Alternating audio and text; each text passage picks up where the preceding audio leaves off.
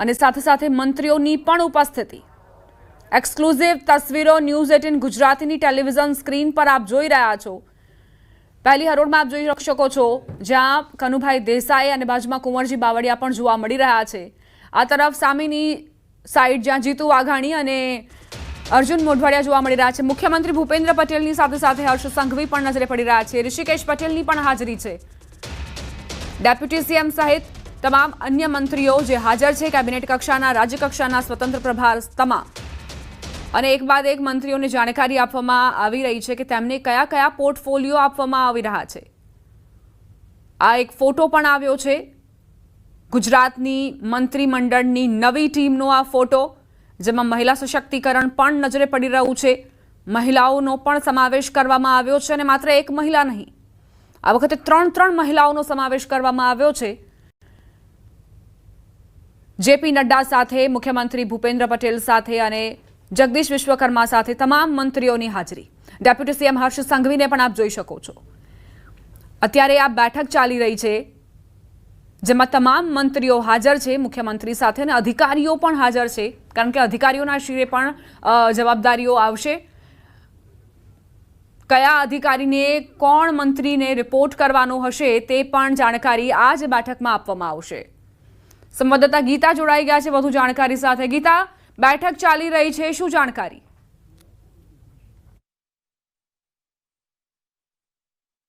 જી, રાજ્યના નવા મંત્રીમંડળની પ્રથમ કેબિનેટ બેઠક આજે સીએમ ભૂપેન્દ્રભાઈ પટેલના અધ્યક્ષસ્થાને મળી છે। 5.5 કલાકે શરૂ થયેલી આ બેઠકમાં તમામ જે મંત્રીઓ છે તેને પોતાના ખાતાની ફાળવણી કરવામાં આવશે। સૌથી વધારે નજર કોઈ ખાતા ઉપર હોય તો તે ઉદ્યોગ ઉપર છે।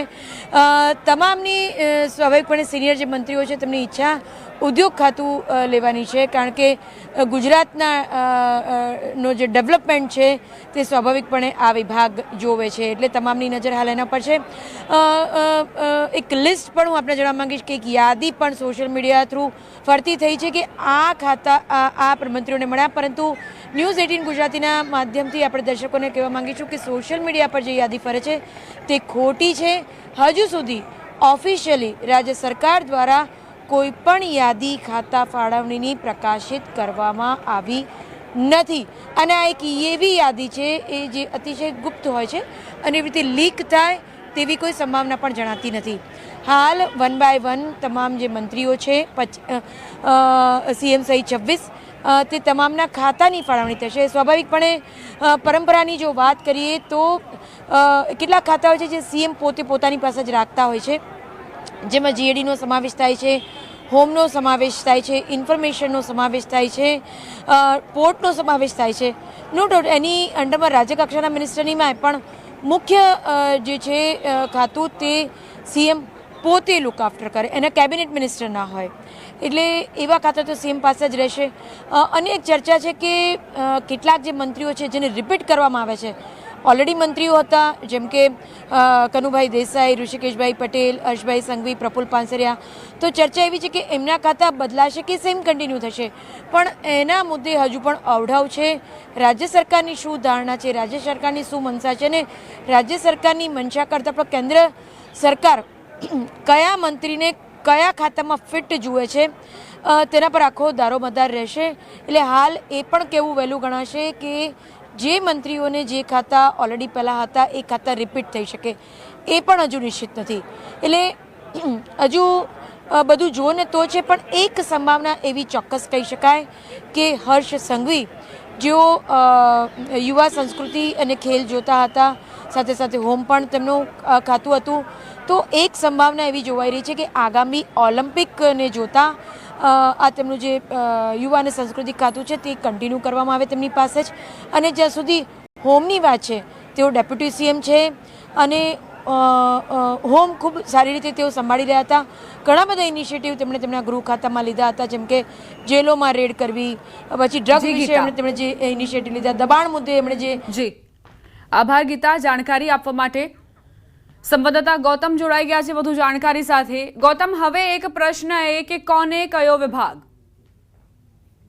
ટૂંક જ સમયની અંદર હવે વિધિવત રીતે જાહેરાત જે છે તે થવાની છે અને ત્યારબાદ જે મંત્રીઓ જે છે તેમની બેઠક મળી હતી, બેઠક જે છે તે પૂર્ણ થઈ ચૂકી છે. મહત્વનું એ છે કે મુખ્યમંત્રી ભૂપેન્દ્ર પટેલના અધ્યક્ષસ્થાનમાં આ કેબિનેટ બેઠક જે છે તે યોજાઈ હતી. અંદાજિત પોણો કલાક સુધીની આ બેઠક જે છે તે ચાલી હતી. બેઠકની શરૂઆતની વાત કરીએ તો તેમાં તમામ મંત્રીઓને આવકાર આપવામાં આવ્યો હતો. તમામ મંત્રીઓને આ નવા મંત્રી બનવા બદલની શુભેચ્છા મુખ્યમંત્રી ભૂપેન્દ્ર પટેલ દ્વારા પાઠવવામાં આવી હતી. ત્યારબાદ હવે જે ખાતાકીય વિગતો જે છે તેના પોર્ટફોલિયો ફાળવવાની વાત જે છે તે સામે આવી હતી. પરંતુ હવે ટૂંક સમયની અંદર વિધિવત રીતે જાહેરાત કરવામાં આવશે કે કયા મંત્રીઓને કયા પોર્ટફોલિયો ફાળવવામાં આવ્યો છે અને કયા મંત્રીઓને કયા પોર્ટફોલિયો મળે છે. હવે એ જોવાનું રહેશે કે ટૂંક સમયની અંદર વિધિવત રીતે જાહેરાત થશે. જી ગૌતમ, બની શકે કે 1 કલાકના અંતર બાદ અને જાણકારી મળે કે પછી જ્યારે આ પોતપોતાના ઓફિસે આ મંત્રીઓ જશે ત્યારબાદ ફોડ પડશે? શું તમારું આકલન શું કહે છે? જી બિલકુલ, થોડી જ ક્ષણોની અંદર આ વિધિવત રીતે જે જાહેરાત જે છે તે થવાની છે, જેથી કરીને દિવાળીનું પર્વની શરૂઆત થઈ ચૂકી છે. આજથી આ દિવાળીના નવા વર્ષની પણ શરૂઆત થઈ ચૂકી છે. એટલે કે જેથી કરીને જે મંત્રીઓ નવા નિયુક્ત થયા છે તેમને દિવાળીની શુભેચ્છા માટે પણ અનેક જે પોતાના મતક્ષેત્રમાંથી લોકો જે છે તે શુભેચ્છા માટે આવતા હોય છે. એટલે કે તેઓ પણ પોતાની ચેમ્બરની અંદર બેસીને શુભેચ્છા મુલાકાત લઈ શકે. એક મુદ્દો આ પણ હોઈ શકે છે. બીજો મુદ્દાની વાત કરીએ તો જે પોર્ટફોલિયો જે છે તેની ફાળવણી થયા બાદ તમામને ચેમ્બર આપી દેવામાં આવતી હોય છે અને પછી તમે ખાતાકીય ચાર્જ જે છે તે સંભાળવાનો હોય છે. એટલે કદાચ આવતીકાલે ધનતેરસનું પર્વ પણ છે અને ધનતેરસના પર્વના નિમિત્તે પણ કેટલાક નેતાઓ જે છે તે પોતાનો જે ચાર્જ જે છે તે સંભાળે આ પ્રકારની પણ રૂપરેખા ઘડાઈ રહી છે. આ ઉપરાંત જો વાત કરીએ તો આવતીકાલ સાંજથી આ વેકેશન, દિવાળી વેકેશનની શરૂઆત જે છે તે થવાની છે. એટલે 1 વીક જેટલું આ દિવાળી વેકેશન જે છે સરકારની અંદર રોકાવાનું છે. ત્યારબાદ જે નવા મંત્રીઓ આવે અને ચાર્જ સંભાળે તે પ્રકારની પણ અપેક્ષા સેવાઈ રહી છે. પરંતુ થોડી જ ક્ષણોની અંદર જે સાબિતી જે છે તે થઈ જશે અને તમામ મંત્રીઓને ખાતાની ફાળવણી જે છે તેની રૂપરેખા જાહેર થઈ જશે. જી ગૌતમ, વાત કરીએ કે આ પહેલા જે મંત્રીમંડળ હતું તેમાં સૌથી વધારે ખાતા મુખ્યમંત્રી પાસે હતા. ત્યારબાદ હર્ષ સંઘવીનો નંબર આવતો હતો, ત્યારબાદ જગદીશ વિશ્વકર્માનો નંબર આવતો હતો. હવે કેવી સ્થિતિ આપ જોઈ રહ્યા છો? કારણ કે હવે તો મંત્રીમંડળ વિસ્તરણ બાદ સંખ્યા પણ વધી છે, 26 હવે મંત્રીમંડળનો આંકડો છે. તો કોઈ પણ મંત્રી પર ભારણ ન આવે તે રીતે પણ પોર્ટફોલિયોની ફાળવણી થઈ શકે છે? બિલકુલ 19 વર્ષ બાદ આ પ્રકારનો યોગ જે છે તે બની રહ્યો છે અને 19 વર્ષ બાદ 26 જેટલા મંત્રીઓ મુખ્યમંત્રી સાથે સ્પેશિયલ 26ની ટીમ જે છે તે તૈયાર થઈ ચૂકી છે. અને તે અંતર્ગતની વાત કરીએ તો અનેક એવા મંત્રીઓ હતા પૂર્વ ટર્મની અંદર કે જે 17 જેટલા મંત્રીઓ હતા. 17 જેટલા મંત્રીઓ પાસે 3 થી 4 મંત્રાલયનો હવાલો હતો. હવે ત્યારે 1 કે 2 મંત્રાલયનો હવાલો મંત્રીઓ પાસે રહે તે પ્રકારની આશા અપેક્ષા જે છે તે સેવામાં આવી છે. એટલે કે હવે આ કામ જે છે તે થશે અને મંત્રીઓ સહેલાઈથી કામ કરી શકે તે પ્રકારનો કાર્યભાર જે છે તે આવનારા દિવસોની અંદર જોવા મળશે. એટલે કે હવે એક જ મંત્રીને ઉદ્યોગનો હવાલો મળી શકે છે, એક મંત્રીને નાણાં મંત્રાલયનો હવાલો મળી શકે છે, એક મંત્રીને શિક્ષણનો હવાલો મળી શકે છે.